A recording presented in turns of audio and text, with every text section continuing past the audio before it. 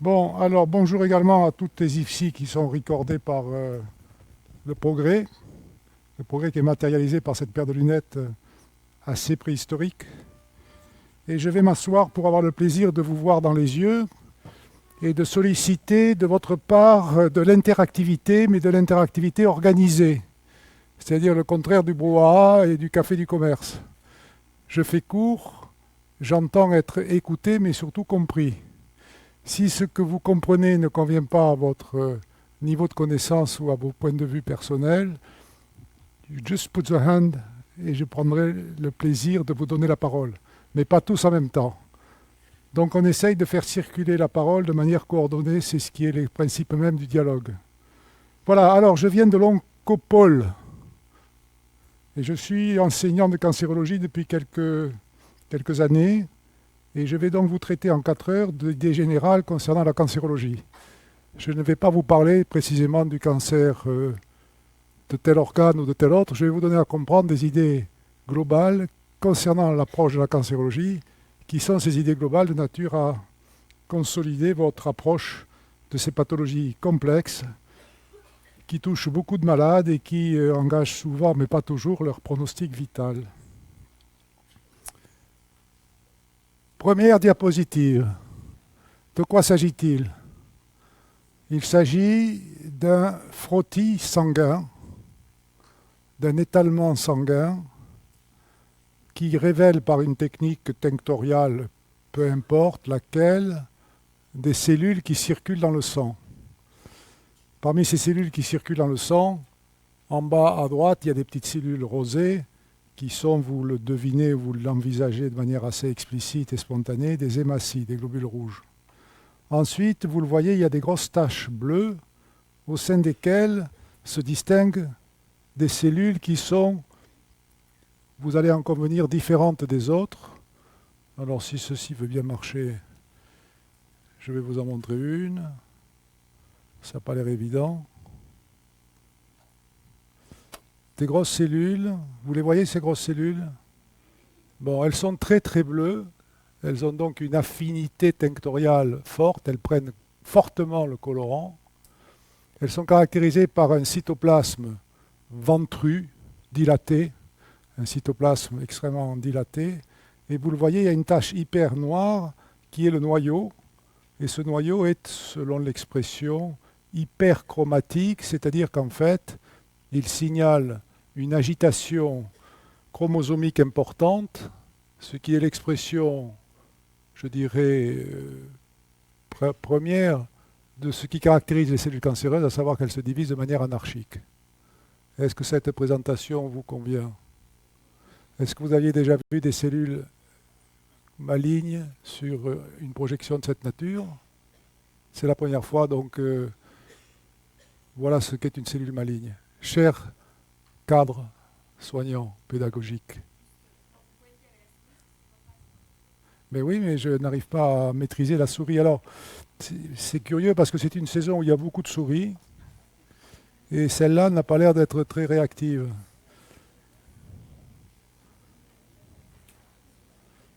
Ah, la voilà, la souris.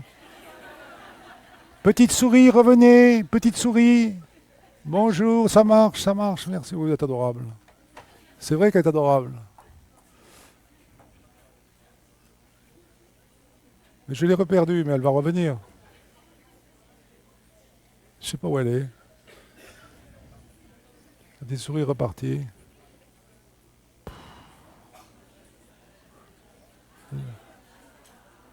Voilà le noyau hyperchromatique.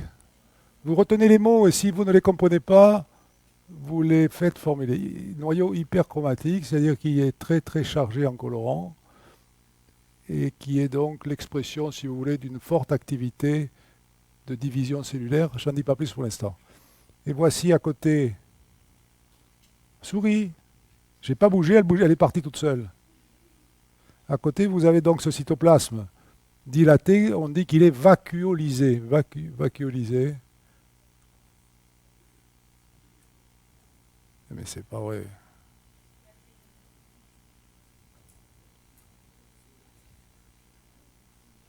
Bon, on y reviendra, c'est pas grave. Pour voir des cellules il faut un appareil qui s'appelle un microscope. Cette information pour vous dire qu'il n'y a pas de diagnostic de cancer qui puisse être établi autrement qu'en voyant des cellules anormales telles que celles que je vous montre. Et pour voir des cellules, il faut un appareil particulier qui s'appelle un microscope. On ne peut pas voir des cellules à l'œil nu. Ce qui fait que dans la pratique de la cancérologie, il y a une spécialité qui est extrêmement importante, qui est l'anatomie pathologique, c'est-à-dire l'examen au microscope de cellules ou de tissus anormaux. On ne peut pas faire de cancérologie sans anapathes. Ça marche? Le plan du cours que je vais vous proposer est le suivant. Je vais vous donner une définition, c'est le seul moment où je serai un petit peu directif parce que je vais vous dicter la définition. Et puis nous verrons ensuite, justement à propos d'anatomie pathologique, la classification anatomopathologique des tumeurs. Puis nous parlerons de la manière dont les cancers évoluent dans un organe donné, chez un patient donné. Et demain, nous verrons les points 4 et 5, base thérapeutique, plan de soins, et approche santé publique de la cancérologie. Voilà les 5 items qui vont caractériser mon cours pendant 4 heures. Ça marche? Je vous donne la définition des tumeurs en général. Une tumeur cancéreuse est une prolifération de cellules anormales,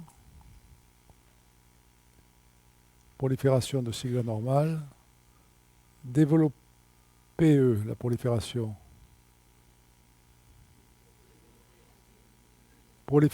de cellules anormales développées aux dépens d'un organe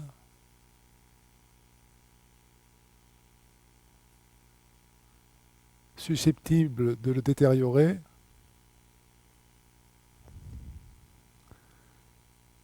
et de s'étendre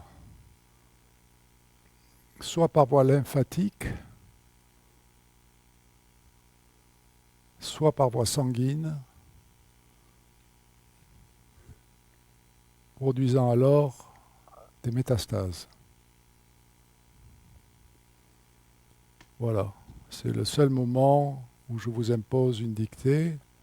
Prolifération de cellules anormales développées aux dépens d'un organe, susceptibles de le détériorer et de produire une extension soit par voie lymphatique, soit par voie sanguine. On parle alors de métastase. Voilà la définition des cancers. Donc ce qu'il faut comprendre et qui est très important et très simple, c'est que les cancers sont des maladies liées à un dérèglement du fonctionnement des cellules.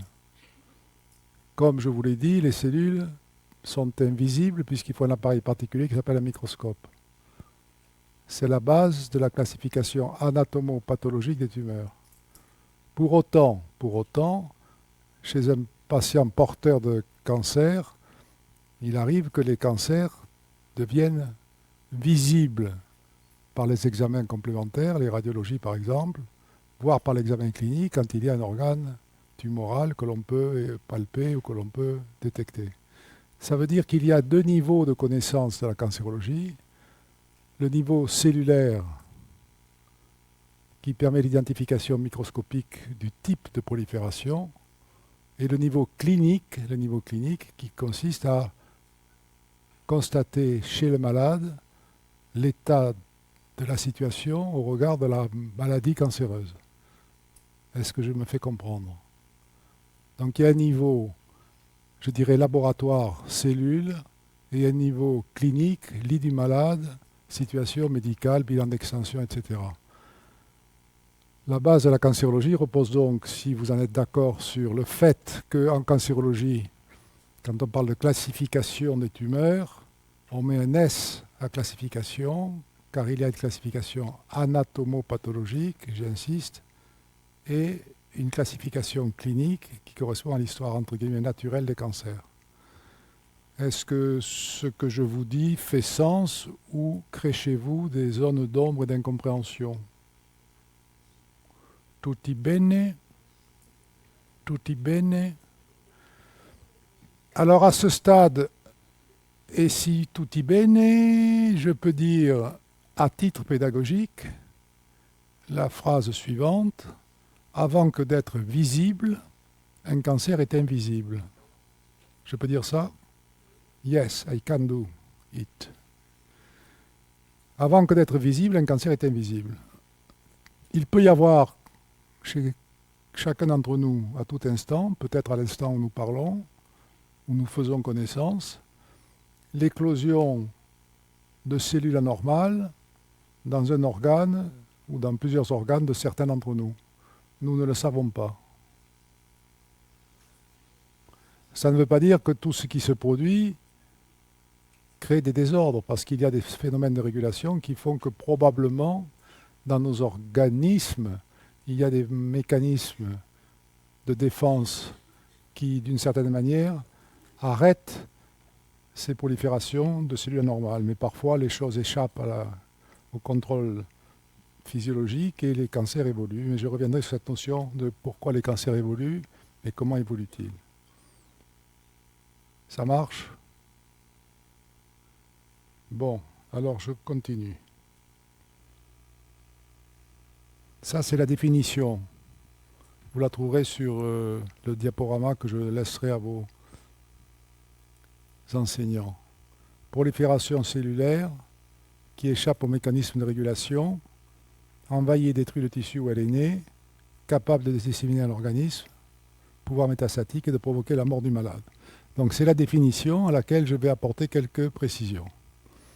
D'abord, les cellules cancéreuses, telles que je vous ai montré la première plaque, sont des cellules qui ont une caractéristique essentielle et exclusive. Elles se divisent de manière indéfinie, en quoi on dit qu'elles sont immortelles. Les cellules cancéreuses se divisent de manière infinie. Cette information est majeure. Elle s'appelle en termes de laboratoire la perte de l'inhibition de contact. Perte de l'inhibition de contact. Si je devais un jour d'oral vous demander quelle est la caractéristique principale des cellules cancéreuses, vous me répondriez, pour me faire plaisir et pour me témoigner de votre qualité cognitive, que les cancers sont caractérisés par une prolifération cellulaire indéfinie, virgule, les cellules cancéreuses sont immortelles, virgule, en effet, elles perdent l'inhibition de contact. Alors l'inhibition de contact, c'est la chose suivante. Je suis au laboratoire, je ne suis pas au lit du malade en clinique, je suis au laboratoire. Je prends une boîte de pétri et je mets des cellules cancéreuses en culture. Je prends des cellules cancéreuses, je les mets en culture, dans une boîte de pétri, sur un milieu nutritif, comme on met en culture des crachats, des hémocultures, des urocultures, etc. Donc je prends les cellules cancéreuses, je les mets en culture. Elles se divisent et lorsqu'elles atteignent en périphérie les parois de verre de la boîte de pétri,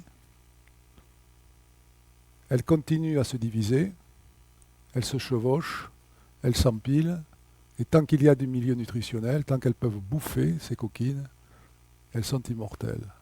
Alors que tout autre type de cellules, et en particulier les cellules normales, lorsqu'on les met en culture, lorsqu'elles atteignent la périphérie de la boîte de pétri, par des phénomènes de régulation spécifiques, elles reçoivent un message et elles s'arrêtent de se diviser. Elles ont l'inhibition de contact.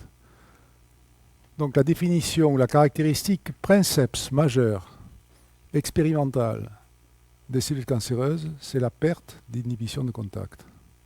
Tant qu'elles ont à bouffer, je parle volontairement de manière triviale, elles vivent, elles se développent, et elles se développent de façon anarchique, et elles sont immortelles.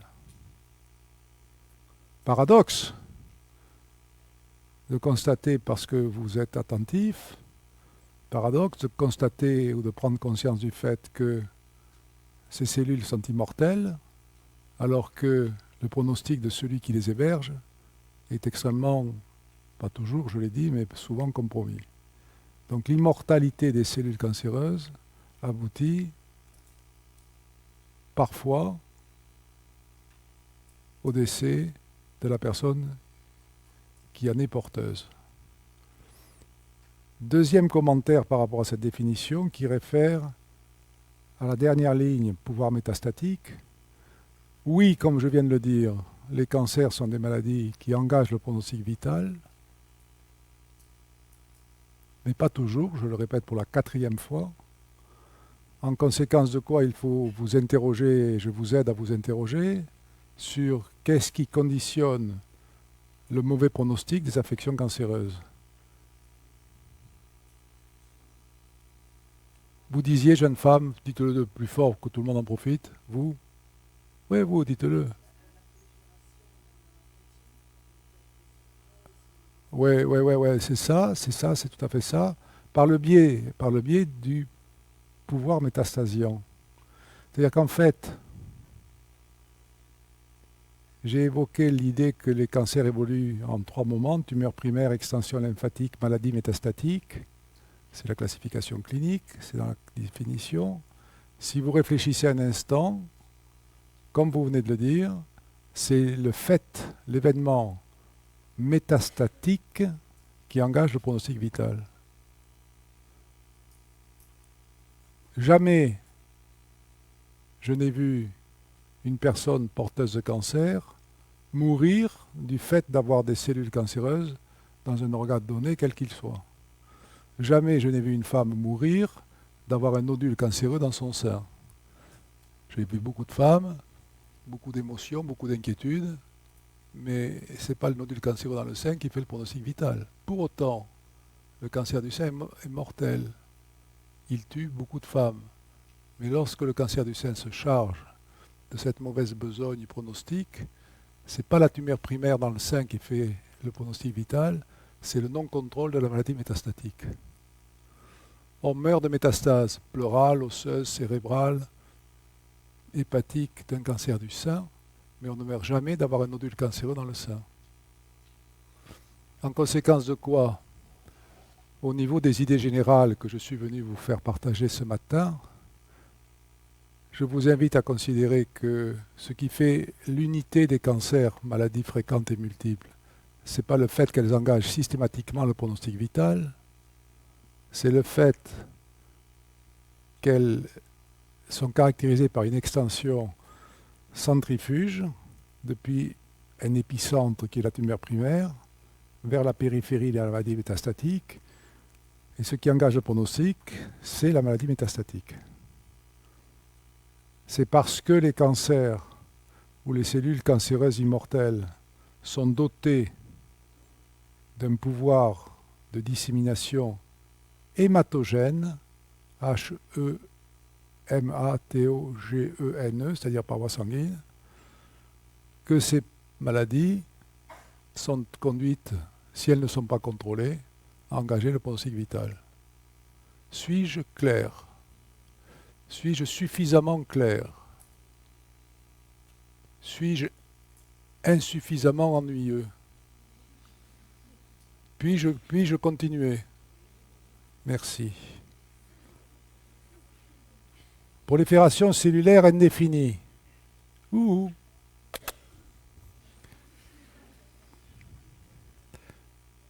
Échappe au mécanisme de régulation. Chut. Je vois tout le monde. Envahit, détruit le tissu, capable de disséminer l'organisme, pouvoir hématastique, j'ai ajouté donc pouvoir hématogène, par voie sanguine, provoquer alors la mort du malade. Voilà la définition des cancers. Ça roule? Continue? Oh! La même, c'est volontaire, bien sûr. J'ai compris. Vous les voyez, ces grosses cellules patibulaires. Cytoplasme vacuolisé, noyau hyperchromatique, exprimant une agitation cinétique, une division cellulaire anarchique. Elles sont immortelles, ces cellules, parce qu'elles échappent aux règles de l'homéostasie. Homéostasie, H-O-M-O-E-S-T-A-S-I-E. L'homéostasie, c'est une notion complexe, mais que l'on comprend facilement, qui consiste à constater que chez chacun d'entre nous, les grands paramètres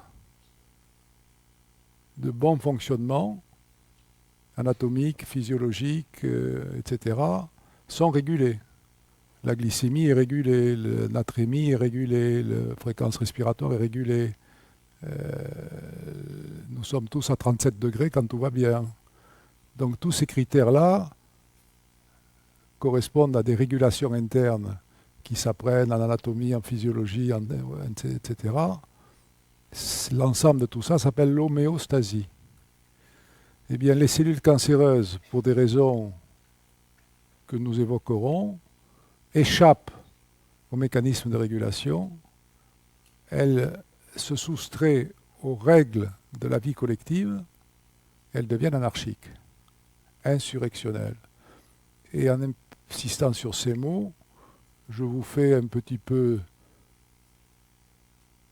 partager la métaphore que je ressens beaucoup et que je vous exprime à titre personnel, qui est qu'entre les cellules anarchiques et les foyers terroristes de quelques structures comme Al-Qaïda, il n'y a pas une grosse différence. J'ai bien dit du point de vue métaphorique. J'espère ne pas vous choquer, je souhaite vous faire réfléchir. D'ailleurs, vous observerez que dans l'actualité, qui nous matraque à tout instant, beaucoup de médiateurs parlent du cancer de ceci, du cancer de cela. Cancer de la société, cancer de l'Occident, cancer de... etc. Donc cette métaphore que je vous suggère, elle est très utilisée de manière, je dirais d'ailleurs déloyale, parce qu'elle donne des cancers une image défavorable. En conséquence de quoi, moi je la renverse. Plutôt que de parler du cancer de la société de quelque chose, je parle de la cancérologie et je dis que ce sont les sociologues et les analystes médiateurs qui extraient de notre pratique professionnelle des visions métaphoriques. Alors cette plaque-là, c'est un frottis sanguin, je l'ai dit.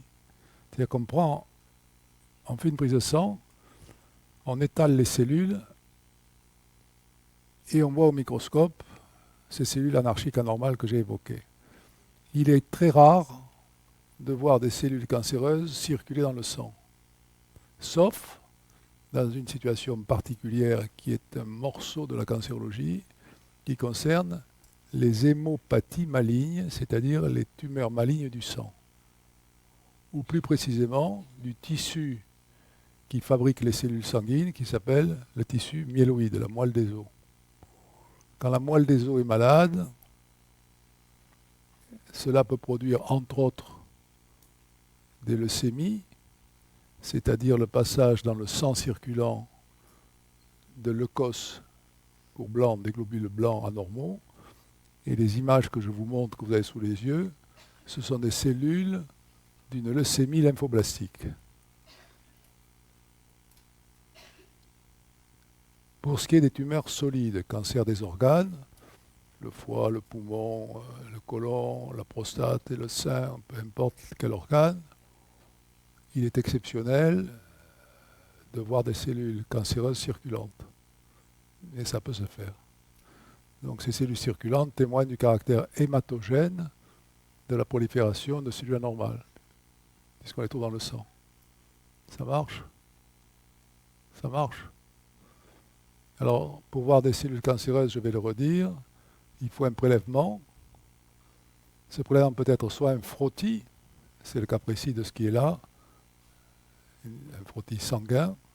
Autre exemple, c'est le frottis cervico-vaginal pour identifier le cas échéant des anomalies du col de l'utérus. Soit, si ce n'est pas un frottis, c'est une biopsie. Quand on dit qu'il faut un prélèvement pour voir des cellules anormales, ce prélèvement peut être soit un frottis, soit une biopsie. D'accord? Ça marche? C'est encore des idées générales, ça. Parce qu'ensuite, que vous appreniez le cancer de la prostate ou le cancer du col ou le cancer des bronches, le dispositif frottis ou biopsie interviendra de manière équivalente dans les différentes spécialités. Donc moi, je vous fais la cancérologie vision globale et vous verrez que ça peut s'appliquer ensuite à chaque pathologie d'organe. Bon. Ça va tout ça?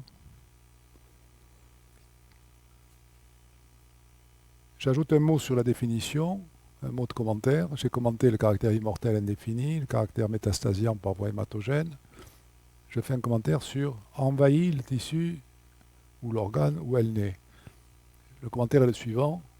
Tous les organes qui nous composent sont susceptibles d'héberger un clone de cellules anarchiques immortelles. Il n'y a pas un organe qui ne soit pas en situation d'héberger un cancer.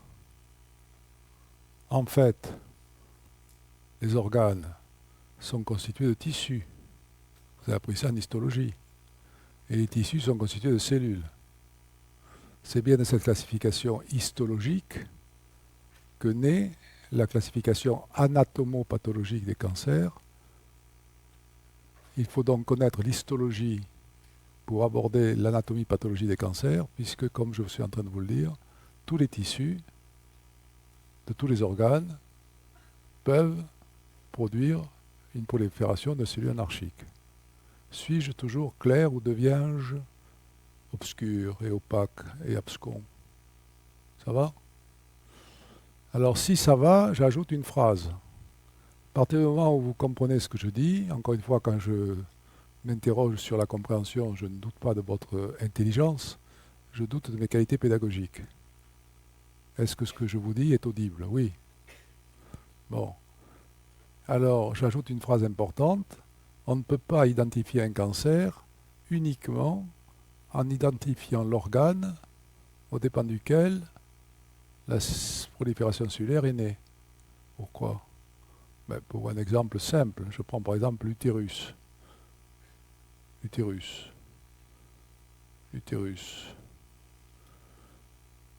Je ferme les yeux, je rappelle mes cours d'histologie. Ferme les yeux, cours d'histologie. Le col, revêtu par un épithélium pavimenteux stratifié. Oui ou faux? Oui. L'endocole, qui fait la jonction avec la cavité utérine. Épithélium glandulaire, qui tapisse le myomètre. Correct? Ça fait déjà deux tissus. Un épithélium pavimenteux stratifié, un épithélium glandulaire. C'est pas pareil. Je continue à fermer les yeux. Qu'est-ce qu'il y a dans l'utérus? Il y a un muscle qui s'appelle le myomètre. Il y a donc du tissu musculaire. Je ferme les yeux. Qu'est-ce que je vois entre les fibres musculaires du myomètre? Du tissu conjonctif de soutien, avec des fibroblastes, des tissus conjonctifs. C'est un autre tissu. Je ferme les yeux. À la périphérie de l'utérus, il y a une membrane, une enveloppe, une sorte de capsule, qui permet de constater que l'utérus est un organe sous-péritonéal. Globalement, ça, vous le savez. Donc dire de Madame Dupont, « Oh, ma voisine, c'est terrible, elle a passé 3 mois de soins à l'oncopole ou à la clinique Tartampion de Pompertusa, elle a le cancer de l'utérus. » C'est souvent dit comme ça, je ne caricature rien, je dis simplement que ça n'a pas de sens. Parce qu'un épithélioma épidermoïde du col ne se traite pas comme un adénocarcinome de l'endomètre, qui ne se traite pas comme un sarcome musculaire du muscle utérin. Je dis donc que identifier un organe cancéreux ne suffit pas pour identifier la maladie.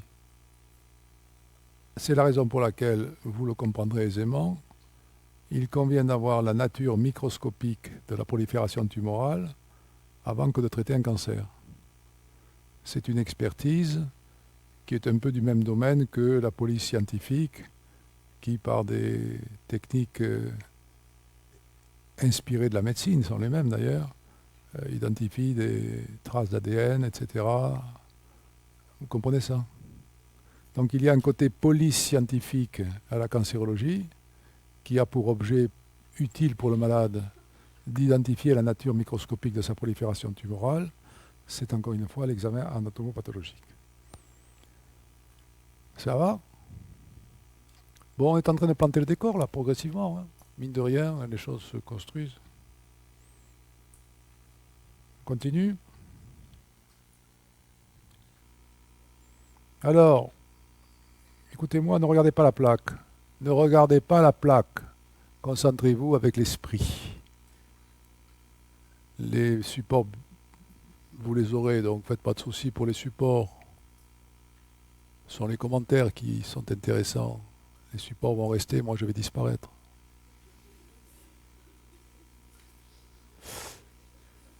Vous connaissez l'histoire du doigt et de la lune. Il faut regarder le doigt ou la lune. Bon, donc vous m'écoutez. Vous m'écoutez. Quand les cellules cancéreuses deviennent anarchiques, elles ne le font pas du jour au lendemain, elles le font progressivement. Avant que de devenir cancéreuses, elles souvent deviennent dysplasiques, je vais y revenir, dysplasiques, DYS. C'est pas écrit sur la plaque, ne regardez pas la plaque, jeune femme. Jeune femme. Regardez pas la plaque, faites-moi plaisir. Dysplasique, DYS, PLA, SIQE. Donc les cellules normales deviennent progressivement cancéreuses, elles deviennent dysplasiques. Quand elles sont cancéreuses, au microscope, les spécialistes au microscope, c'est-à-dire les anapathes, et seuls les anapathes, parlent de grade. Seuls les anapathes parlent de grade. Et ils disent, oh, ces cellules sont anormales, elles sont cancéreuses pour les raisons que j'ai évoquées, vacuolisation du cytoplasme, hypervasophilie du noyau, etc.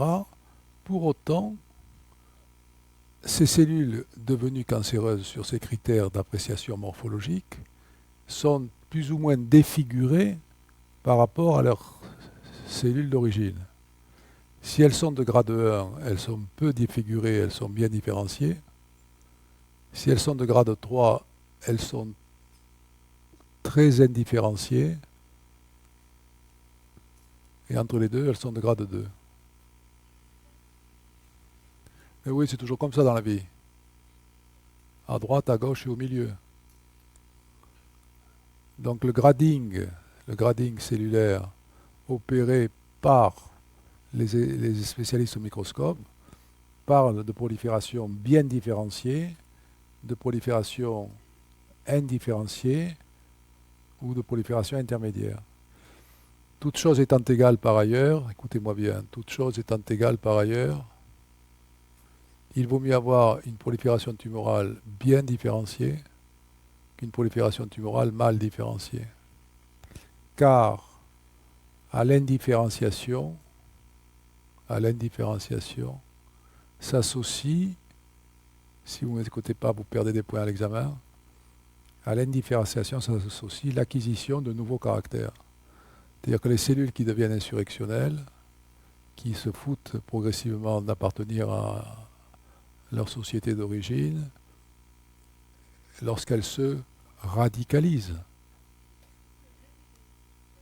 Pardon ?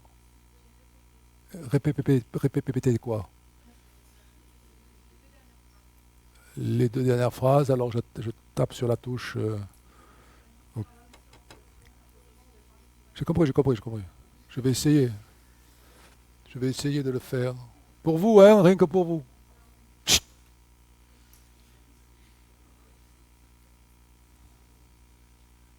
À l'indifférenciation des cellules cancéreuses, virgule, grade 3, s'associe une caractéristique majeure, virgule, l'acquisition de nouveaux caractères. C'est écrit sur la plaque. Et vous semblez ne pas comprendre ce que je dis. Mais c'est très simple. Les cellules se radicalisent. Elles laissent leurs pièces, mais écoutez-moi, elles laissent leurs pièces d'identité dans la voiture qu'elles ont louée ou qu'elles ont volée. Elles se foutent du magistrat, du procureur, de la police, et elles vivent leur vie insurrectionnelle. Et la métaphore vaut toujours, elles acquièrent de nouvelles caractéristiques. En fait, ces caractéristiques, globalement, c'est une instabilité génétique. C'est-à-dire que les divisions cellulaires se font de façon anarchique, incontrôlée, en dehors des règles de l'homéostasie. je pense être à peu près clair. Ceci étant, c'est plus difficile qu'Harry Potter, la médecine. Mais on va y revenir, faites pas de soucis, ça va entrer progressivement. Parce que la caractéristique des cellules cancéreuses, qui est fondamentalement la perte d'inhibition de contact, correspond à d'autres indicateurs biologiques que je vais progressivement vous révéler, mais progressivement. Alors je reviens toujours au diagnostic de cancer, et vous voyez ce qui est écrit sur le bandeau. Là, pour le coup, il faut regarder la plaque. Le bandeau, c'est écrit en bleu sur un fond vert, c'est pas très heureux. C'est moi qui ai fait ça, c'est pas bien. Le diagnostic nécessite de voir des cellules cancéreuses. Et comme je l'ai déjà dit, vous voyez, je me répète, c'est le fond de la pédagogie, c'est la répétition. Pour voir des cellules, encore une fois, il faut un appareil qui s'appelle un microscope. En conséquence de quoi, il faut des prélèvements. Et ça, pour le coup, c'est une partie du métier que vous apprenez, qui est le métier d'infirmier. Correct ? Vous participez à des actes de prélèvement diagnostique qui peuvent être soit des frottis, soit des biopsies, je l'ai dit ça. Un frottis, c'est un prélèvement, comme je l'ai expliqué. Une biopsie, c'est on prend une partie, je peux le dire, un petit morceau de, entre guillemets, de tissu, donc de viande. Dans les deux cas de figure, nous devons assurer la qualité du prélèvement. Il ne faut pas que les cellules soient abîmées. Une fois qu'elles sont extraites de l'organisme, il ne faut pas qu'elles soient soumises à l'action protéolytique et aux événements environnants qui sont agressifs. Il faut donc fixer. Il faut les fixer. Et ensuite, il faut les conserver pour pouvoir les examiner au microscope. Donc, tout le séquençage prélèvement, fixation, conservation est un maillon essentiel au diagnostic de cancer. Puisque, nous l'avons dit, on le redit, il n'y a pas de diagnostic de cancer sans examen au microscope. Ça marche ? Donc, la séquence prélèvement, fixation, conservation nous engage, les médecins, les infirmiers, de manière solidaire dans l'intérêt du malade ou de la malade. Alors, d'emblée, un problème majeur. Un prélèvement biopsique, il faut une cible pour prélever. Il faut donc une image anormale. Sinon, qu'est-ce qu'on biopsie? On ne sait pas. Est-ce que vous avez réfléchi à ça? En conséquence, pour faire une biopsie de cancer, ou en tout cas d'un nodule radiologiquement douteux susceptible d'être un cancer, et encore faut-il avoir une image radiologique. Or, j'ai dit que les proliférations tumorales, avant que d'être visibles, étaient invisibles. Et comme vous le savez sans doute, en tout cas je vous le dis, pour faire un nodule environ 5 mm qui soit détectable par une technique radiologique, quelle qu'elle soit, mammographie, TEP scan, scanner, IRM, pour faire un nodule d'environ 5 mm, qui est un minimum de minimum pour pouvoir avoir une cible ou prélever, il faut combien de cellules? 10 puissance 9, 10 puissance 9 cellules, c'est-à-dire 1 milliard de cellules. Tant qu'une prolifération cancéreuse n'a pas atteint ce seuil de détection visuelle d'environ 10 puissance 9 cellules, on n'a pas les moyens de faire des prélèvements. Est-ce que vous réalisez ce que je dis? Est-ce que vous réalisez à quel point l'histoire naturelle des cancers, avant que d'être visible, est invisible? Est-ce que vous me prenez la mesure de ce que je dis, à savoir que la médecine, quand elle arrive, la situation est déjà un petit peu committed, engaged, non pas compromise, mais engagée. Vous comprenez ça? Ce que je vous dis concerne, et nous y reviendrons, la notion de diagnostic précoce, qui vaut pour tous les cancers. de la prostate, des bronches, du sein, etc. Encore une fois, idée générale. Quand on prend la mesure de ce qu'est l'histoire naturelle des cancers, quand on réalise que le seuil de détection visuelle, à peu près fixé à 5 mm, correspond au conglomérat de 10 puissance 9, 1 milliard de cellules, on est invité à prendre conscience du fait que parfois notre métier de diagnosticien, et vous contribuez au diagnostic, est proche du métier d'huissier, qui fait un constat. Vous voyez ce que je veux dire? En d'autres termes, jamais la maladie cancéreuse n'est apparue la veille du jour où on la diagnostique. Donc il y a une histoire naturelle, ox cancer, et en particulier au cancer de Madame Dupont qui est devant vous, ou de Monsieur Durand. Cette histoire naturelle doit être intégrée dans la connaissance que vous avez de la personne malade. Je ne sais pas si je suis clair. Certains faciès s'inclinent de manière positive, c'est encourageant. J'ai l'air d'être encore à peu près clair. Mon Dieu, c'est pas vrai. Le déni de la maladie du diagnostic. On est toujours dans le déni, c'est pas vrai. Dès qu'il y a un truc qui ne va pas, oh, c'est pas vrai. Et pourtant, c'est vrai. Alors, vous savez, la médecine, ce que c'est la médecine, dans la mesure du possible, c'est s'opposer. Oh, vous m'écoutez plus, vous bavardez. Faites-en profiter tout le monde. Chère sœur Black, qu'avez-vous dit? Pas de chance, ça tombe sur vous. Si vous ne me parlez pas, je me rapproche de vous par tendresse et affection. Dites-nous ce que vous avez dit, à moins que ce soit hors sujet, auquel cas je respecte. Allez-y, plus fort. Oui, correct. Tout ça. Oui, on va y revenir. Vous avez raison d'insister, c'est ce que j'appelle, on doit d'ailleurs appeler la biographie du malade, la biographie. On ne peut pas soigner, on ne soigne pas une maladie, on soigne un malade. Donc le cancer du pancréas de la chambre 107 fenêtres, je ne sais pas ce que c'est.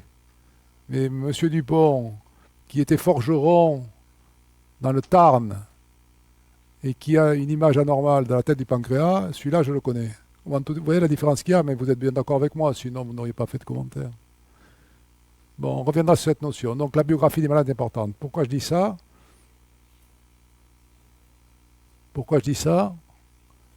Parce que toute chose étant égale par ailleurs, expression que j'emploie souvent, le même cancer, au même stade évolutif, de quelque organe que ce soit, n'évolue pas de la même façon chez le forgeron de Gaillac et chez le technicien commercial d'Airbus. Toute situation est singulière, et ça c'est extrêmement important. Bon, où en étais-je? Premier rang formateur. J'ai un peu perdu le fil, où en étais-je?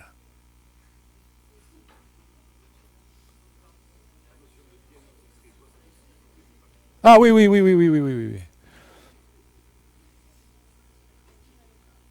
On respire calmement et on se remet en exercice intellectuel de concentration.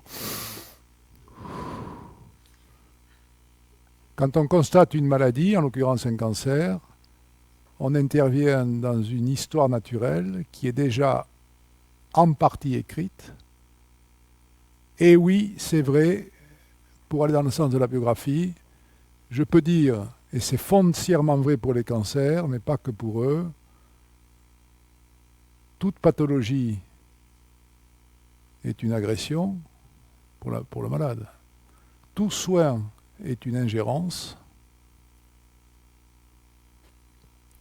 Et les cancers étant souvent, on va le voir, des maladies chroniques, il faut que sur ces deux agressions que sont la stupeur de la maladie diagnostiquée et l'ingérence des soins, il faut établir avec la personne malade une relation de confiance. C'est extrêmement important, j'y reviendrai. Et donc je terminais ce petit verset relationnelles, sciences humaines et sociales, en vous disant que la médecine, c'était d'une certaine manière, dans la limite de ses moyens, l'antidote de la fatalité. C'est de moi, ça. On ne peut rien contre le destin. Quand il frappe à votre épaule, vous pouvez être dans la négation, dire c'est pas vrai, c'est pas moi. Si c'est vrai, c'est vous. C'est la fatalité. Face à la fatalité, la médecine est un recours et en conséquence une antidote, parfois merveilleusement performante, parfois imparfaitement efficace. Bon, je ne vais pas vous faire pleurer, mais enfin, c'est vrai tout ça. Hein. Alors, avant que de devenir insurrectionnellement immortel, je l'ai évoqué, les cellules cancéreuses expriment leur velléité à devenir anarchique. C'est un stade intermédiaire qui s'appelle la dysplasie. Et si vous voulez bien l'accepter, la dysplasie précède la cancérisation. La dysplasie qui peut elle-même être légère, modérée ou sévère. Et, entre guillemets, deuxième définition, mais celle-là je ne vous la dicte pas, la dysplasie est un trouble acquis du renouvellement tissulaire avec multiplication cellulaire associant des altérations morphologiques, cytonucléaires et architecturales tissulaires. Dysplasie, cellule en souffrance. Alors souvent, chez les dames, parce que ça concerne très classiquement le frottis du col utérin, frottis de classe P3 avec image de dysplasie, etc. Émotion, qu'est-ce qu'on fait pour éviter le cancer, etc. Car le dépistage, ou plus précisément le frottis du col de l'utérus, est un acte de dépistage. Pas de prévention, mais de dépistage. Vous êtes d'accord? D'accord. Alors quand ces cellules expriment des altérations morphologiques, cytonucléaires et architecturales, c'est qu'elles souffrent. Oui, parmi les facteurs de cancérisation, il y a des facteurs qui sont liés soit à l'environnement, soit au comportement individuel, plus ou moins à risque. Je m'explique. Dans le cas précis du col de l'utérus, que je ne fais qu'effleurer, vous savez qu'il y a un lien entre une infection virale et la cancérisation. Quel virus? Epstein-Barr virus. Donc l'infestation par EBV, Epstein-Barr virus, crée une dysplasie viro-induite qui est l'antichambre de la cancérisation. Ainsi, pour le col de l'utérus, l'éradication des souches cancérigènes de EBV, Epstein-Barr virus, qui sont les souches 16 et 18, permettent d'éradiquer le risque de maladie. Donc la dysplasie intervient, si vous voulez, comme un warning. You know what a warning is. Warning, c'est un clignotant sur le tableau de bord. Si on traite la dysplasie, on prévient la maladie. Ça marche. Donc il y a d'autres états précancéreux qui, si on les traite, préviennent le risque. Le cas le plus classique, ce sont les polypes coliques, qui, si on les laisse vivre, dégénèrent en cancer. Par conséquent, la chasse aux polypes, la polypectomie, est de nature à prévenir le risque de cancer. Ça vous va, c'est mécanique, on y reviendra, hein, ne vous faites pas de soucis. Donc dans le processus de cancérisation, il y a un stade précancéreux qui se caractérise d'un point de vue morphologique par des cellules dysplasiques, la dysplasie étant ce qui est mis entre parenthèses ou entre guillemets dans la plaque, sur la plaque. Ça roule? Oui, ça va? Ah ben oui, et oui, regarde la définition, Fifi.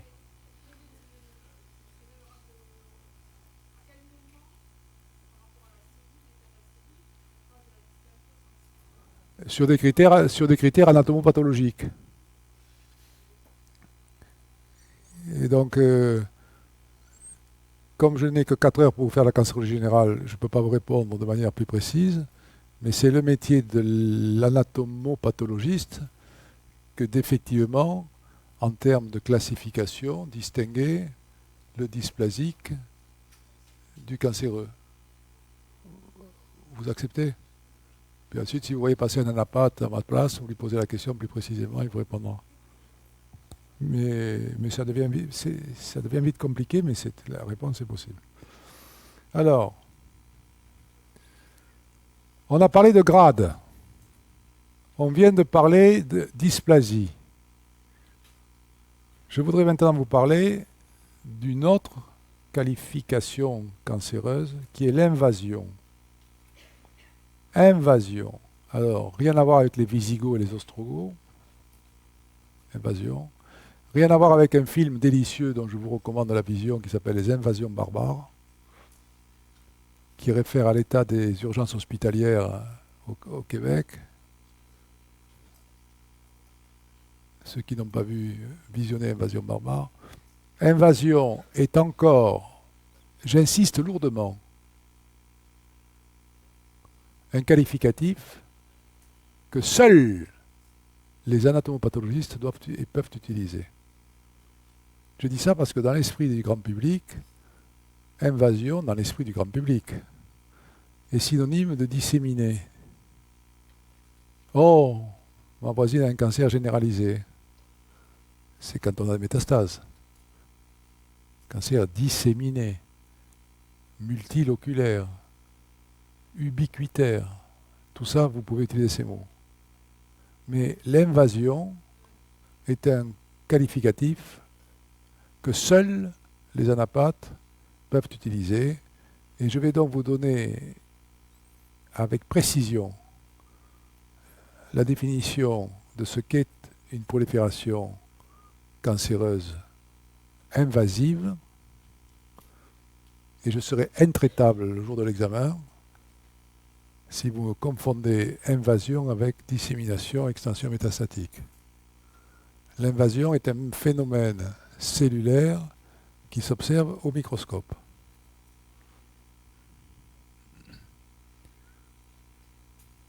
Et c'est par conséquent un qualificatif dont l'usage est exclusivement réservé aux ânes à pattes.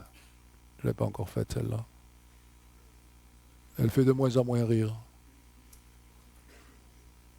Le comique de répétition n'est pas bon. Mais il n'y a pas de redoublant dans les promotions, sauf le personnel enseignant. Pour vous faire comprendre invasion,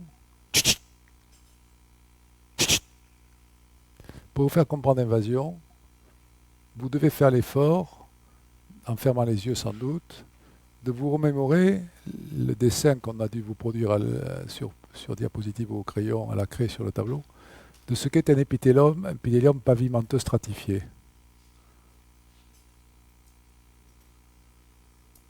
Comme vous avez des ordinateurs, vous faites un lien hypertexte, vous tapez histologie, pavimenteux stratifié, et vous appelez l'image. Appelez l'image, vous l'aurez tout de suite. L'épithélium pavimenteux stratifié, c'est histologiquement la façon dont est constituée la peau, notre peau, qui est, vous le savez, l'organe le plus intime de chacun d'entre nous. Ça, c'est pas moi qui le dis, c'est Paul Valéry. Alors la peau, c'est au plan histologique un épithélium pavimenteux stratifié. Pavimenteux veut dire qui est fait de pavés, un peu comme les voies gallo-romaines. Ou la sortie du métro à l'université Paul Sabatier, où j'étais tout à l'heure.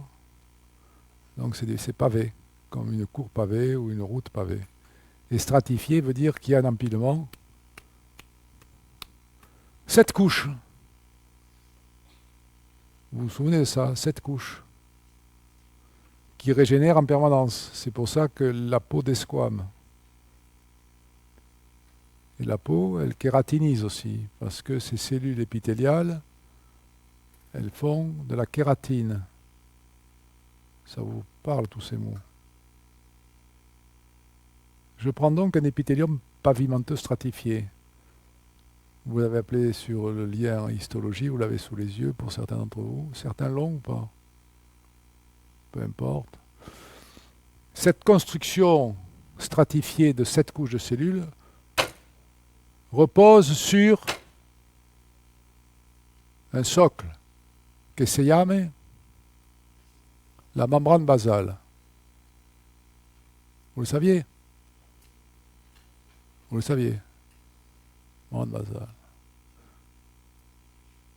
Tant qu'une prolifération cellulaire cancéreuse se développe dans un épithélium pavimenteux stratifié, sans effondrer la membrane basale, on dit que le cancer est in situ dans l'épithélium. Dès que la membrane basale est effondrée, on dit que le cancer est invasif. C'est simple, c'est très simple. C'est extrêmement simple. L'invasion signale l'infiltration par le cancer de la membrane basale. J'ai pris du temps pour vous le dire, pour que vous vous imprégniez de cette réalité. Sur la plaque suivante, je vous montre la photo.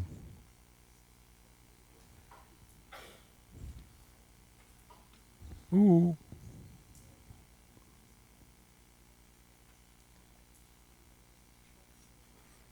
Alors, en D, est-ce que vous voyez l'épithélium pavimenteux stratifié? Oui. Voilà l'épithélium pavimenteux stratifié. Ça marche?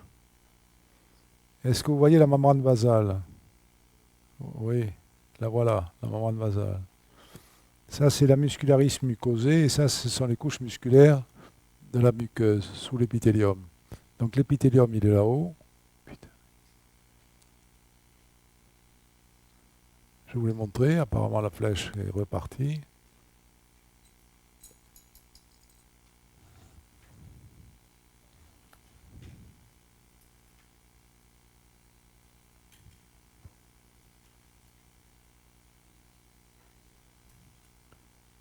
Et vous voyez au milieu, on va essayer de faire revenir la flèche, vous voyez au milieu cette coulée tumorale qui a effondré la membrane basale.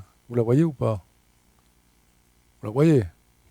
La coulée du milieu, c'est donc en D, c'est la prolifération tumorale, on les voit, c'est ces grosses cellules, bon, etc., qui infiltrent la membrane basale, qui infiltrent le muscle de la muscularis mucosée, et qui se met en contact en bas à droite avec un capillaire sanguin. Vous voyez le capillaire sanguin?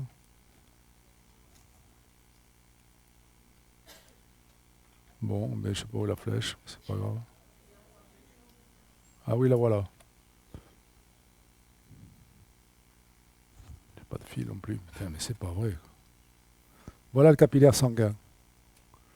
Or, vous savez, vous m'écoutez, que dans un épithélium, il n'y a pas de vaisseau, que les vaisseaux qui irriguent un tissu sont dans les couches infraépithéliales, ce qui permet de comprendre que lorsqu'un cancer est invasif, et donc l'invasion ici est caractérisée par l'effondrement de la membrane basale, alors à ce moment-là, les cellules cancéreuses ont la capacité de se mettre en contact avec des vaisseaux sanguins, de donner ce qu'on appelle naissance à des emboles vasculaires, et c'est par le biais de ce barbotage que les cancers deviennent des cellules, des maladies hématogènes. Tant qu'un cancer est in situ, n'a pas effondré la membrane basale, il n'y a pas de risque d'extension hématogène parce qu'il n'y a pas de contact avec les vaisseaux sanguins. Ce qui me permet maintenant de vous dire quelque chose de très encourageant, c'est qu'un cancer in situ est curable uniquement en enlevant le cancer in situ.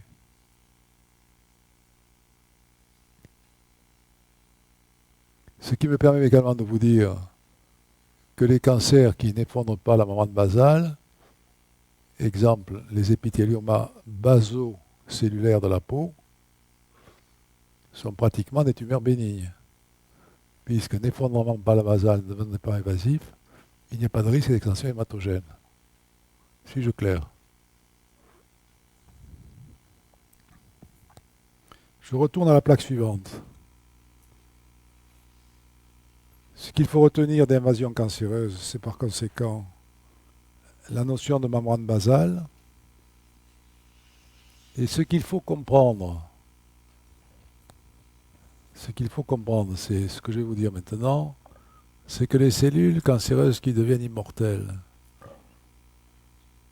acquièrent, je l'ai évoqué précédemment, des fonctions nouvelles, et en particulier dans leur anarchie, dans leur dérégulation, dans leur division cellulaire complètement dérégulée, ces cellules sont capables de produire, de synthétiser des substances nouvelles, et en particulier des enzymes protéolytiques. Donc ça veut dire que la prolifération tumorale, elle s'organise, elle produit par instabilité génétique la synthèse de protéines anormales, qui sont des protéines protéolytiques, qui bouffent la membrane basale.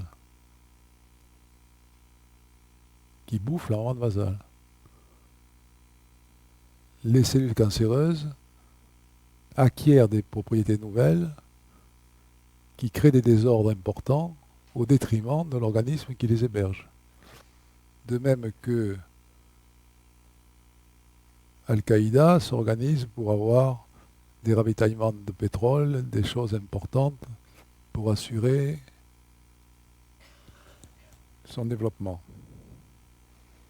Donc les cancers se donnent les moyens, les cellules cancéreuses, d'acquérir des capacités soit de prolifération, soit d'invasion, qui nous conduisent à constater que plus la maladie évolue, moins elle est contrôlable, globalement. C'est la raison pour laquelle, d'ailleurs, autant on peut traiter de manière curative une tumeur primaire, autant, comme je l'ai dit, il est difficile de traiter de manière curative un cancer devenu métastatique. Et donc, ce qui caractérise l'invasion tumorale ou cancéreuse telle que je l'ai définie avec effondrement de la basale, c'est le risque de propagation vasculaire, 3 croix, ce que j'appelle donc la dissémination hématogène dont je vous ai déjà parlé. Donc, le grade, la dysplasie et l'invasion sont les 3 critères ou caractéristiques morphologiques qui identifient au microscope la cancérisation de cellules devenues cancéreuses, ou en tout cas l'évolution cancéreuse de cellules qui deviennent anarchiques. Ça roule. Donc il doit y avoir des petits points qui sont obscurs dans vos esprits. Je serais très heureux de prendre 3 interventions. 3 interventions.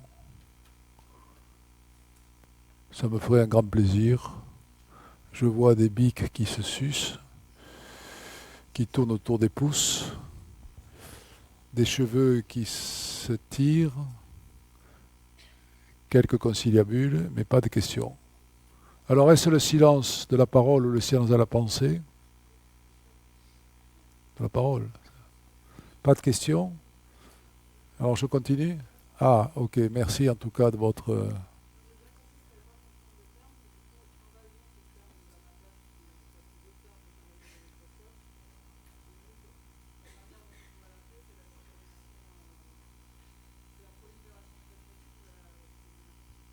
C'est pareil. Le phénomène métastatique. Ouais, on va y revenir. Oui, correct. La notion de métastase, s'applique à l'identification clinique des cancers, on va y revenir. Mais pour métastase, on peut utiliser dissémination. On n'utilise pas dans mon lexique pédagogique invasion pour autre chose que ce que je viens de décrire.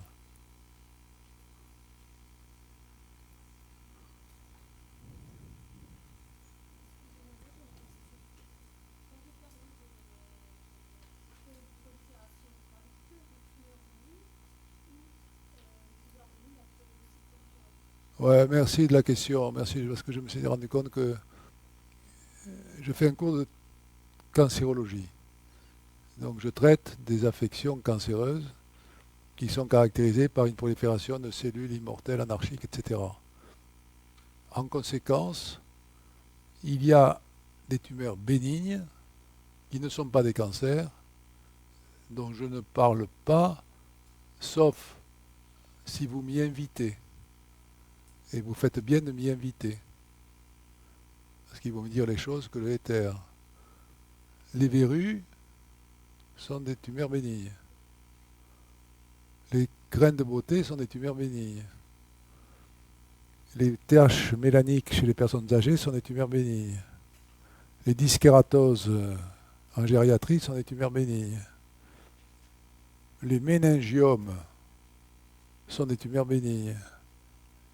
Les kystes, qui sont des néoformations liquidiennes, sont des tumeurs bénignes. Donc il y a toute une série de ce qu'on appelle des néoformations, c'est-à-dire des formations qui surviennent pendant la vie de l'individu, qui sont acquises et non pas innées, néoformations, qui sont des tumeurs bénignes. Et donc vous avez raison de m'inviter à préciser qu'en périphérie des cancers, il y a un environnement de néoformations qui ne sont pas des cancers. Je ne vous ai pas satisfaite. Reformulez parce que...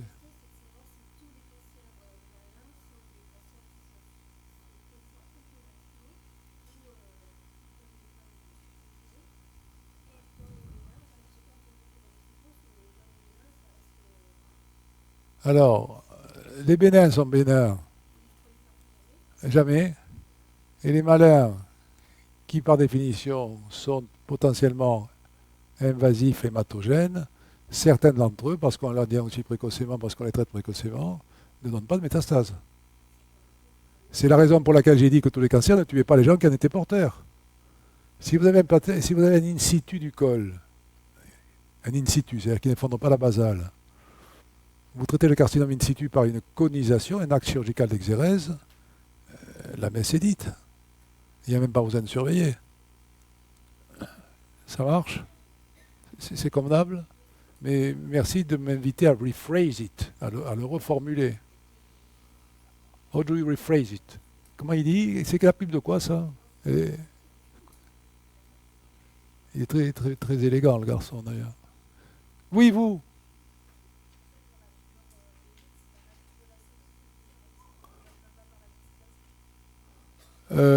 Ça marche.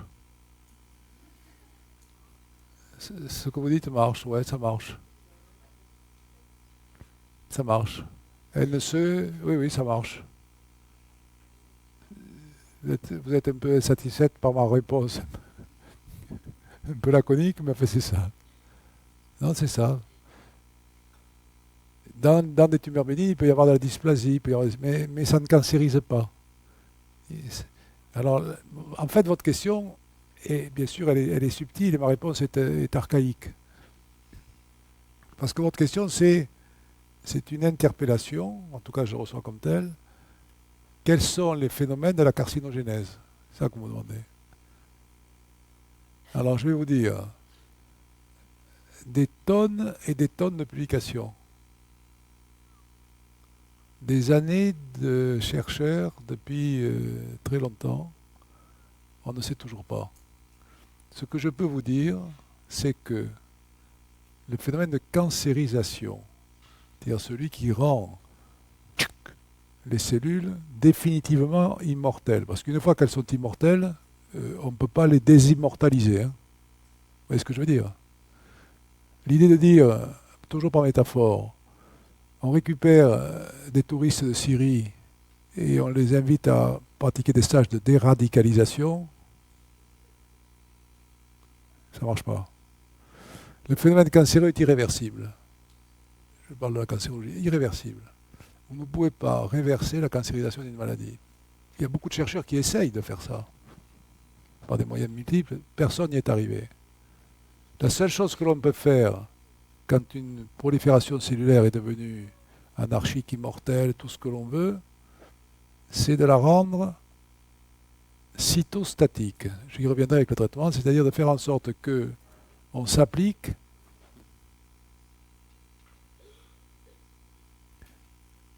les hypoglycémies, les souffrances et les lassitudes peuvent quitter la salle. Je le dis courtoisement. On ne peut pas réverser l'immortalité, pas possible. La seule chose que l'on peut faire quand la situation est engagée de manière irréversible, c'est de rendre dormantes les cellules immortelles. Et d'ailleurs, que fait la police? Elle fait pareil. Donc ça veut dire quelque chose de très important que je ne fais qu'évoquer pour l'instant, c'est que quand on a un cancer évolué, disséminé, j'ai dit qu'on ne savait pas les guérir. Ce que l'on peut faire, c'est correct. C'est-à-dire rendre les îlots de cellules cancéreuses quiescentes, dormantes. Traitement cytostatique. Je vais vous faire une confidence. En 1900, au siècle dernier, c'est très vieux, 89, quand il était temps de Nixon aux États-Unis, Nixon il a pris de Paris, devant le représentant de l'Assemblée, etc. Et nous irons sur la Lune et nous éradiquerons le cancer, ou les cancers. Le plan Nixon. Des milliards de dollars. Un petit pas pour l'homme, un grand pas pour l'humanité. On a marché sur la Lune. On n'a toujours pas éradiqué les cancers. L'attitude actuelle, stratégique, conceptuelle, face aux maladies cancéreuses, ce n'est pas l'éradication, parce qu'on sait, moi je pense qu'on n'y arrivera pas, je ne suis pas le seul, mais c'est le modus operandi, le statu quo, la cohabitation du malade avec sa maladie, et pour y parvenir, on peut essayer de rendre les cellules cancéreuses dormantes. Là encore, il y a une analogie avec les foyers insurrectionnels dans la société. Ah ben oui, vous pouvez y aller tant que vous voulez, ça vous agace, mais je prends mes responsabilités, je ne me sens pas agressé, mais je crois que la métaphore, encore une fois, est forte. Parce que stratégiquement, c'est complètement différent. Hein. Et l'immunothérapie dont vous avez entendu parler tous les matins, parce que c'est le dernier scoop à la mode dans l'actualité médicale, c'est des traitements cytostatiques, c'est pas des traitements éradicateurs. Bon. Donc les mécanismes de carcinogénèse, pour finir de finir, c'est la conjonction temporelle, la rencontre temporelle, d'anomalies génétiques propres à l'individu, à vous, à moi, à chacun d'entre nous, conjonction de ces caractéristiques génétiques avec des facteurs environnementaux.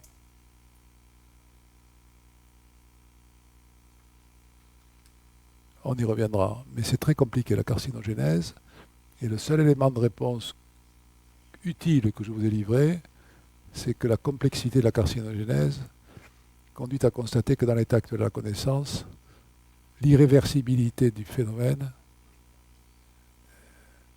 fait partie des éléments de connaissance. C'est-à-dire qu'on ne peut pas déradicaliser les cellules cancéreuses. Je crois qu'il y avait une question de l'autre côté. Plus de questions?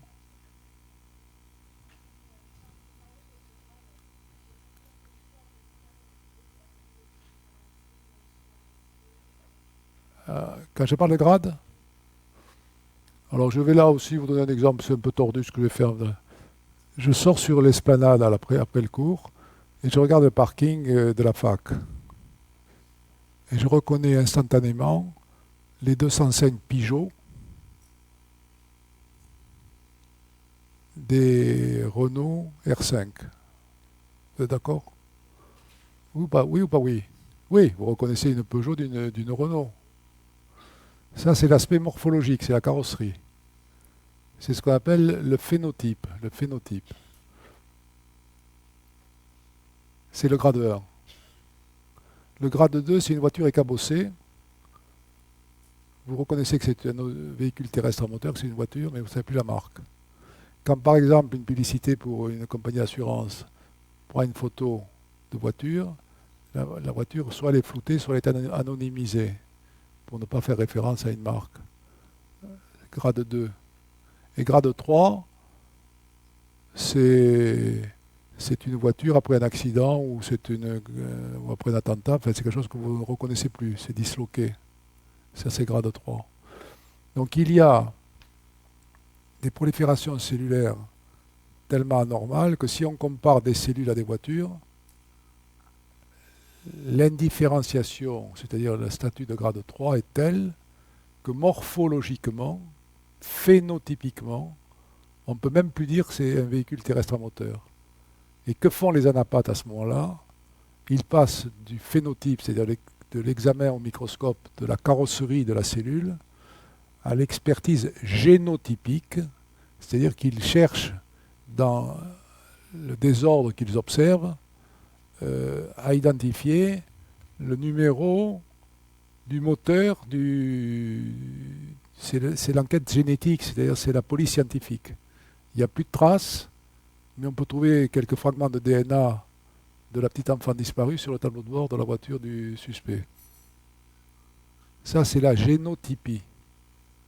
Et ce que je veux vous dire à propos de votre intervention, qui est tout à fait essentielle, on va y arriver, c'est que l'examen anatomopathologique et la spécialité d'anatomie pathologique est totalement bouleversée, bousculée, réactualisée par les progrès de la biologie moléculaire.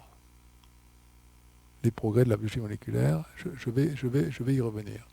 Donc, mon discours un peu long, pour vous donner à entendre le fait que quand les cellules sont de grade 3, vous acceptez la comparaison, elles sont tellement disloquées qu'elles sont non identifiables sur leur aspect morphologique, phénotypique, mais on peut, par des techniques de biologie moléculaire et de génie génétique, retrouver des traces d'identification moléculaire de c'est une tumeur de tel type.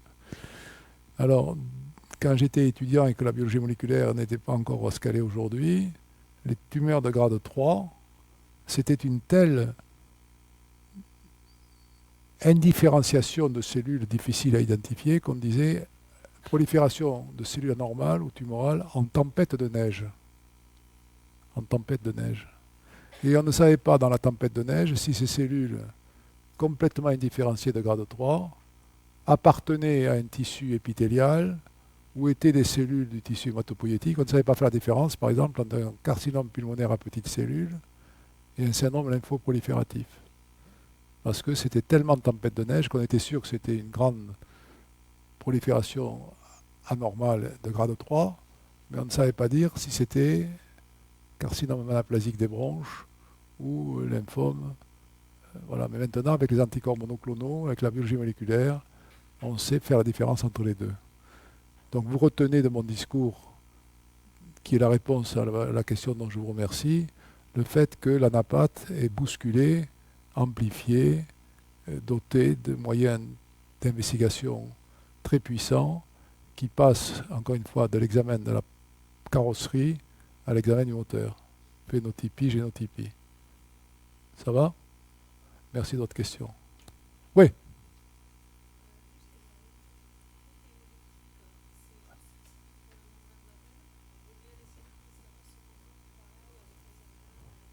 Bonne question. Alors, protéolytique, comme son nom l'indique, lytique qui lise, qui mange, qui détruit, protéo des protéines, d'accord? Donc, oui, les cancers produisent des substances protéolytiques, mais vous allez le voir dans peu de temps, au prorata de leur acquisition de caractéristiques nouvelles liées à leur statut d'immortalité anarchique, outre la production de cellules protéolytiques, elles ont d'autres capacités qui entretiennent, pérennisent leur rôle ou leur action délétère, défavorable. Et en particulier, c'est la néo-angiogénèse. Néo-angiogénèse, c'est-à-dire, et je vais y arriver progressivement, les cellules cancéreuses immortelles, quand elles grossissent, il faut qu'elles s'alimentent, qu'elles se nourrissent, au détriment de l'hôte d'ailleurs. Eh bien, elles font des choses assez particulières. Elles fabriquent des néo-vaisseaux qui trappent les calories et l'azote du patient et qui détournent ce capital énergétique et nutritionnel à leur profit. C'est ce qui permet, je crois, de comprendre qu'au prorata de l'évolution d'un cancer, l'état général s'altère, la cachexie, l'anorexie, l'amaigrissement, etc., sont l'expression plus ou moins caricaturale de la capacité qu'ont les cellules et les foyers de cellules immortelles cancéreuses de détourner les apports énergétiques, caloriques et azotés de l'organisme, de les détourner à leur profit. Et donc pour s'auto-alimenter, ces coquines de cellules pratiques ont la capacité, en plus de sécréter des substances protéolytiques, de sécréter des substances qui fabriquent des néo-vaisseaux. Ce qui fait qu'en termes de biologie moléculaire, vous me faites aller plus vite que prévu, mais c'est très bien, je vous remercie. Dans les phénomènes de biologie moléculaire et de cinétique des cellules et de toutes ces choses que l'on va revoir, il y a 3 items qui caractérisent les cancers, à savoir que ces cellules dont on parle, immortelles, elles s'autonomisent pour assurer leur immortalité et elles ont 3 actions pour y parvenir. L'invasion, dont on vient de parler, la angiogénèse, dont on vient de parler, et la prolifération, c'est-à-dire qu'elles sont capables de faire de la mousse, de se développer. Prolifération, invasion, angiogénèse. Donc les 3 anomalies moléculaires qui résument la cancérisation ou le processus de cancer à l'échelle cellulaire, c'est la prolif, l'invasion et la néo-angiogénèse. Ça va à peu près? Qu'est-ce qu'il me dit là, le monsieur?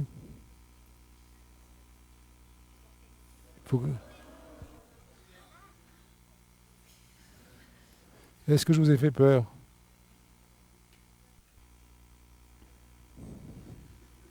J'aime bien faire peur. J'ai pas de chance, hein?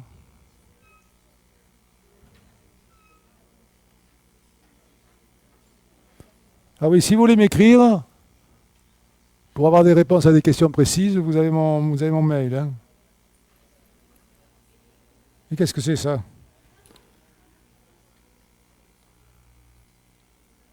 Ou on en a encore des choses à voir?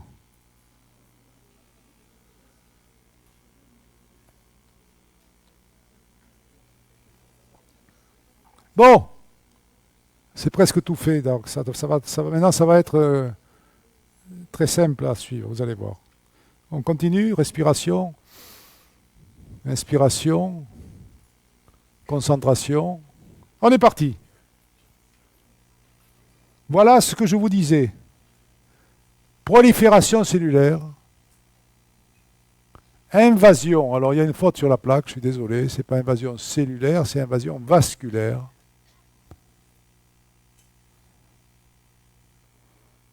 Et néo-angiogénèse.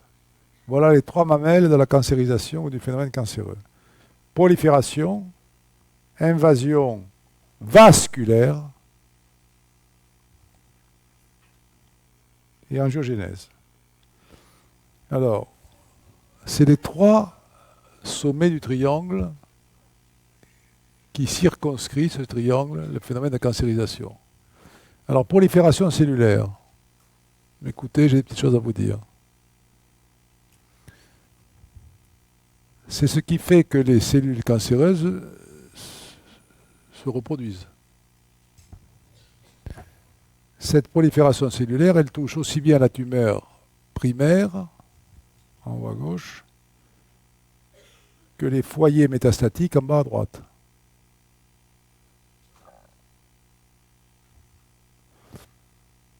Cette prolifération cellulaire, elle est,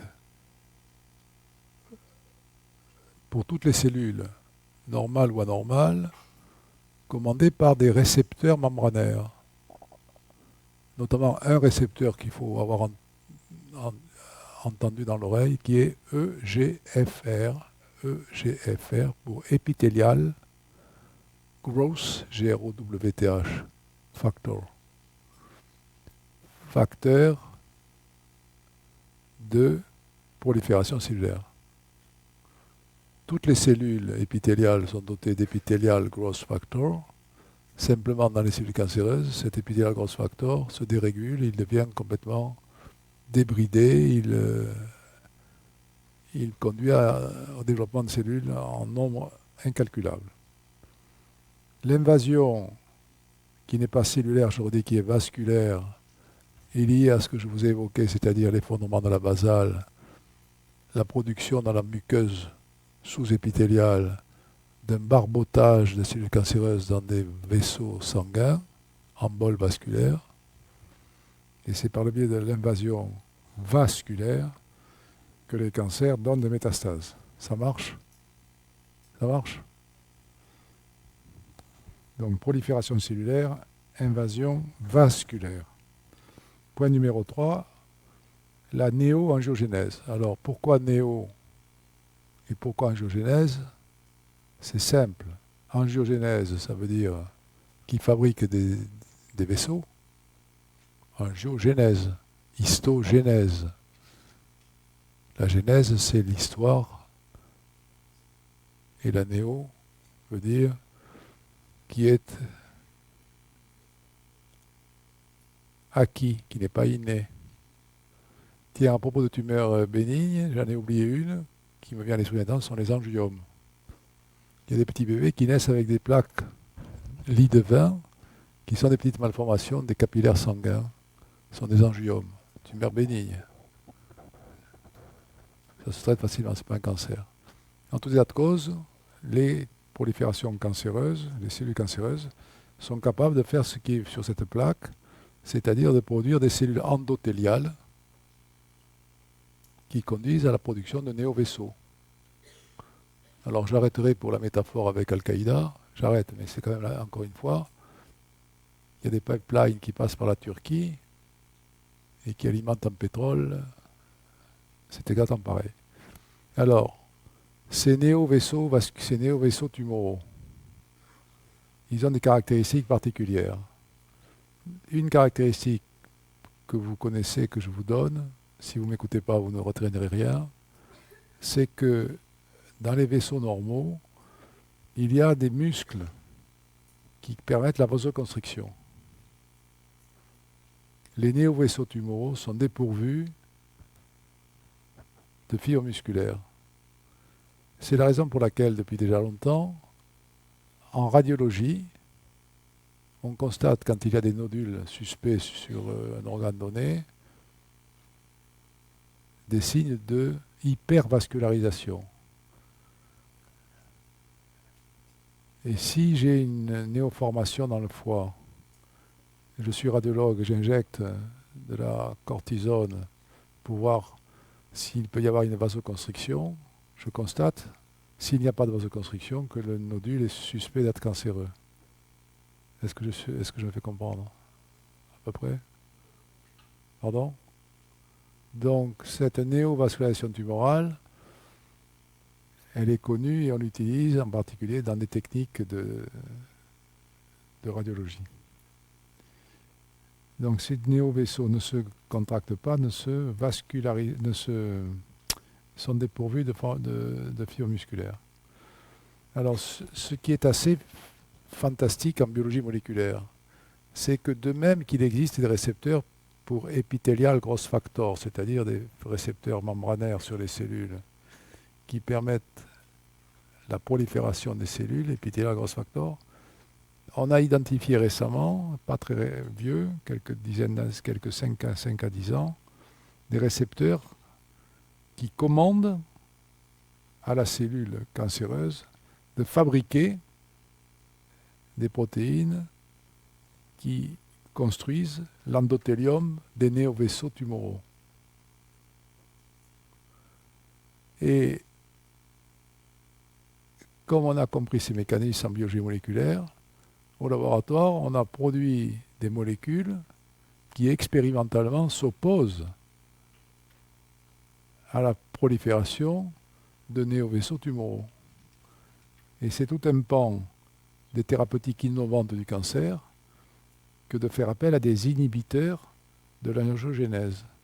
C'est-à-dire qu'à partir du moment où on comprend en termes de biologie moléculaire comment se fait la néo-angiogénèse tumorale, vous comprenez bien qu'il y a des chercheurs qui, au laboratoire, ont développé des modèles et utilisé des molécules qui ont montré le fait, leur capacité à s'opposer à la production de néovaisseaux. Et c'est comme ça que du laboratoire aux études cliniques, on a pu démontrer que certaines molécules avaient une efficacité anti-angiogénique, et ce sont les thérapeutiques nouvelles dites ciblées du cancer. Ça vous parle, ça? Un peu, beaucoup? J'y reviendrai avec le traitement. Je fais un petit commentaire sur les deux plaques que je viens de vous présenter, celle-ci et celle-là. Alors, outre le fait que sur le 2, invasion cellulaire, je l'ai redit, il y a une erreur, c'est invasion vasculaire. Outre ce fait, il y a un détail auquel je suis attaché, qui est tumeur primitive. Des fois, il y a tumeur primitive. Alors, je préfère que vous utilisiez le terme de tumeur primaire. Parce que primitif, ça fait un peu primitif. Primaire, ça donne une notion séquentielle de événement premier. L'événement second étant l'extension lymphatique et l'événement 3 étant l'extension métastatique. Donc je préfère tumeur primaire à tumeur primitive. Alors voilà le cœur de la classification anatomopathologique des tumeurs, mais je ne fais que le présenter, sans plus. Tout tissu, je l'ai dit, est capable de donner naissance à des tumeurs. Donc tissu épithélial, tissu conjonctif, tissu hématopoïétique, tissu mélanocytaire. Et puis j'ai mis des cases en blanc exprès parce que je ne suis pas là pour vous faire un cours d'anatomie pathologique. Je vous donne des idées générales. Tous les tissus peuvent donner naissance à une prolifération cellulaire anormale cancéreuse. Le plus fréquent, c'est l'épithélium. Quand un épithélium, quel qu'il soit, héberge une prolifération de cellules anormales, on dit que c'est un épithélioma. Épithélioma, épithélium, épithélioma. Épithélioma, c'est la dégénérescence cancéreuse d'un épithélium. Épithélioma a un synonyme absolu qui est carcinome. Carcinome et épithélioma sont deux termes synonymes. Quand j'étais étudiant en médecine, personne ne me l'avait dit. Je l'ai réalisé après coup. Les tumeurs du tissu conjonctif s'appellent des sarcomes.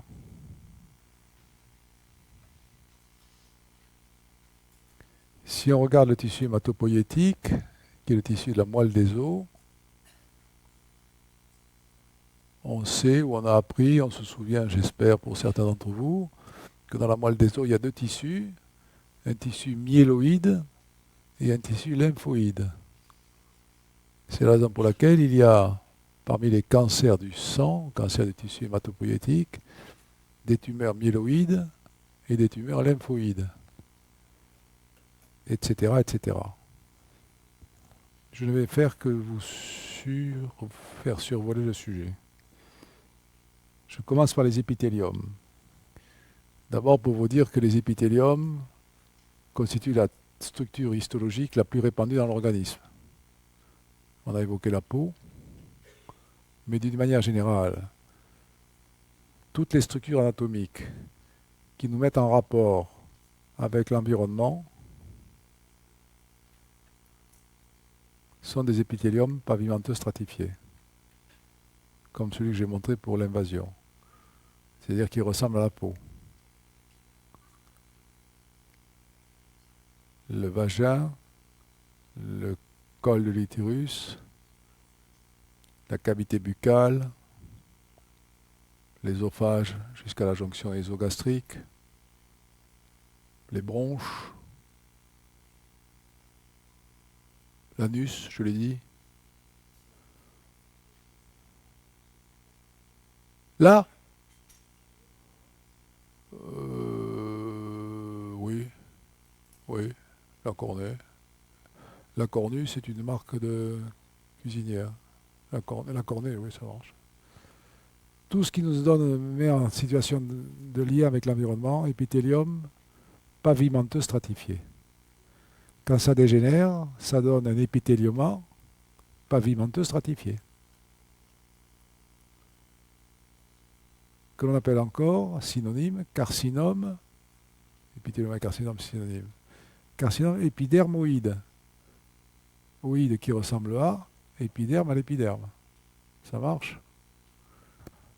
Le suffixe oïde veut dire qui ressemble à, vous le savez. Thyroïde qui ressemble à un bouclier, scaphoïde à une barque, arachnoïde à une toile d'araignée, etc. À côté de ça, il y a les épithéliums glandulaires. Écoutez-moi, l'estomac, le côlon, le rectum, épithélium glandulaire, il y a des glandes. Myomètre, endomètre, plus précisément endomètre dont j'ai parlé à propos de l'utérus tout à l'heure, il y a des glandes.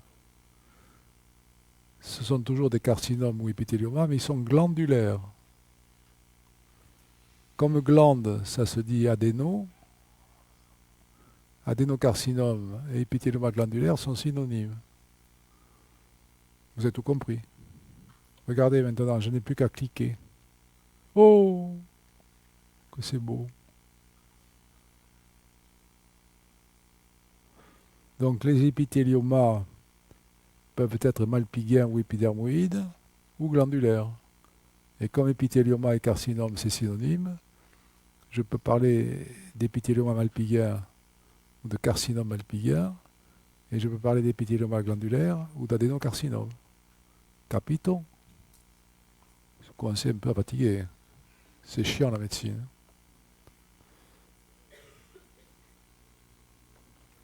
Les tissus conjonctifs sont les sarcomes. Alors tous les tissus conjonctifs peuvent donner des sarcomes. L'os, ostéosarcome.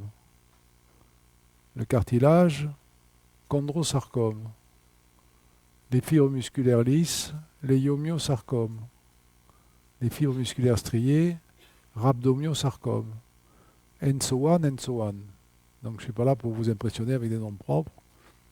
Je vous dis que toutes les tumeurs mésenchymateuses, enfin tous les tissus mésenchymateux peuvent donner naissance à des tumeurs qui sont des sarcomes. Pour le tissu hématopoïétique, j'ai dit qu'il y avait le tissu myéloïde et le tissu lymphoïde. Donc vous avez des leucémies myéloblastiques, c'est la myéloïde, et des leucémies lymphoblastiques. Vous avez des lymphomes, tissu lymphoïde, la maladie de Hodgkin, apparenté au lymphome. A contrario, le myélome multiple ou maladie de Kaller, qui est une tumeur myéloïde, etc., etc. 10% des cancers sont des cancers hématologiques. C'est pas très fréquent. 90% des cancers sont des cancers des organes. 10% des cancers sont des cancers hématologiques, hémopathie maligne. 90% des cancers sont des cancers des organes.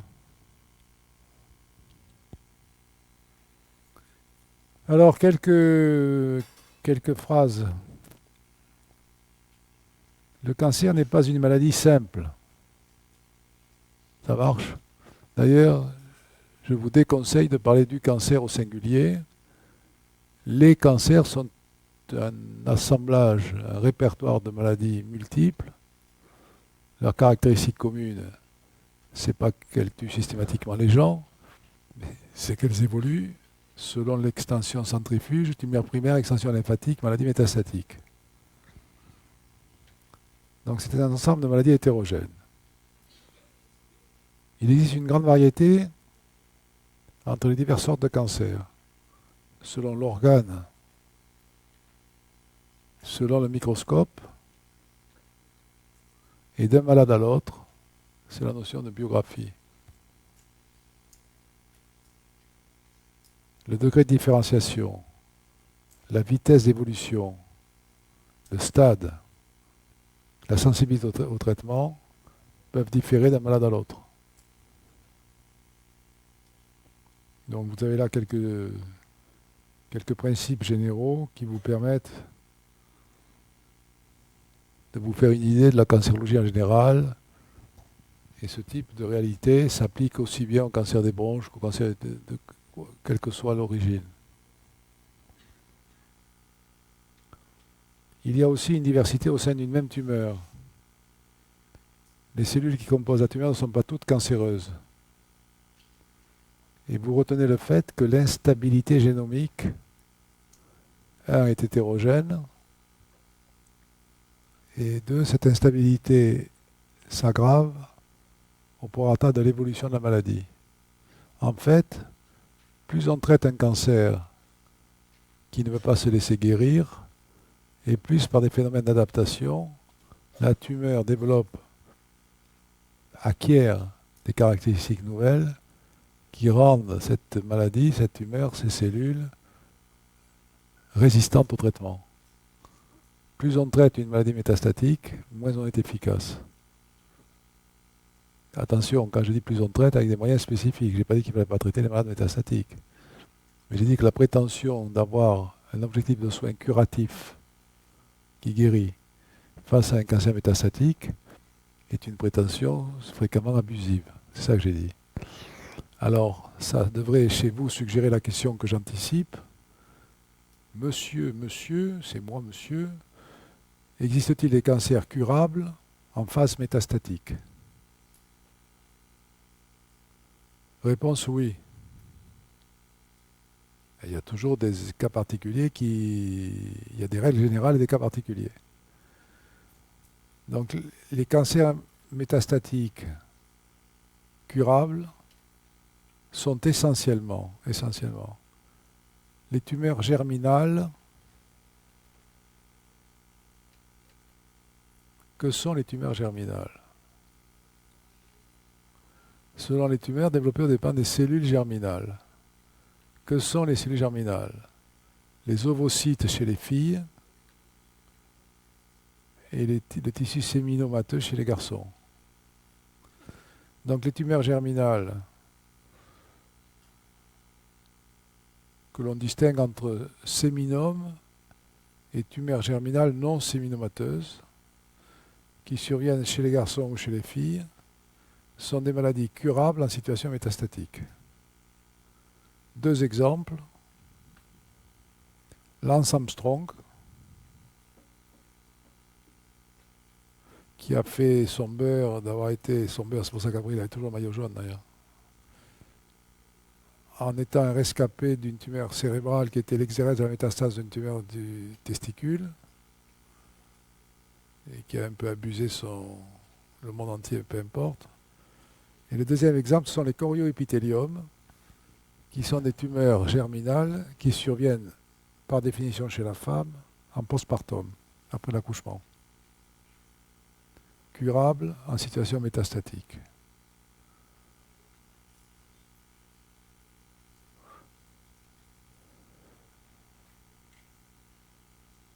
Il est donc nécessaire, parce qu'il y a une grande diversité de cancers, de classer les cancers selon leur extension anatomique et leurs caractéristiques biologiques. Parce que voilà la biologie moléculaire. La biologie moléculaire, elle permet...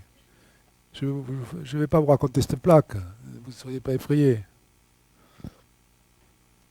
Ça, c'est un noyau de cellules. Ça, c'est un cytoplasme et ça, c'est une membrane. La biologie moléculaire permet de comprendre comment, depuis un récepteur membranaire que vous avez là en périphérie, il y a un signal qui est donné au noyau pour opérer une synthèse moléculaire. C'est ce qu'on appelle la signalisation intracellulaire qui produit des substances protéiques qui peuvent être normales dans les cellules normales et anormales dans les cellules cancéreuses. Et dans les cellules cancéreuses, je vous redonne les 3 items majeurs que je vous avais précisés. C'est en bas à gauche, la prolifération, l'invasion et l'angiogénèse.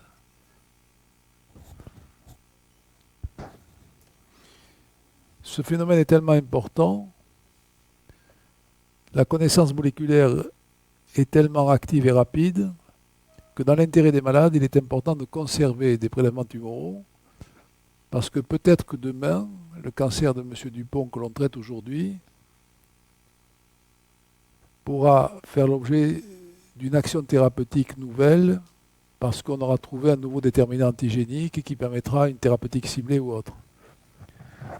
Il faut donc, pour des raisons de protection de l'intérêt des malades, conserver les prélèvements tumoraux pour faire, en tant que de besoin, en fonction du progrès de la connaissance médicale, des investigations de biologie moléculaire, c'est-à-dire d'études génotypiques, dans le futur.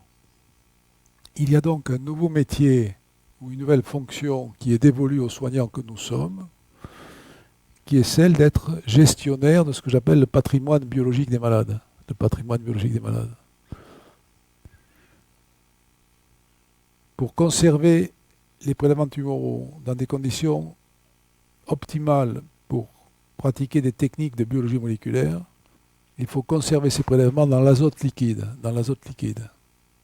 ce qui correspond à un exercice compliqué et onéreux, et qui conduit à ce que, dans l'état actuel des choses, il n'y a pas de structure de prise en charge des malades cancéreux qui ne fasse référence à la capacité que nous avons de stocker les prélèvements tumoraux dans un endroit précis qui s'appelle une tumorothèque. L'hôpital L'Oncopole, qui est le premier hôpital du XXIe siècle spécifiquement dédié à la prise en charge des affections cancéreuses, solides ou liquides, est bien entendu doté de ce type de dispositif qui s'applique pour l'ensemble d'une région sanitaire,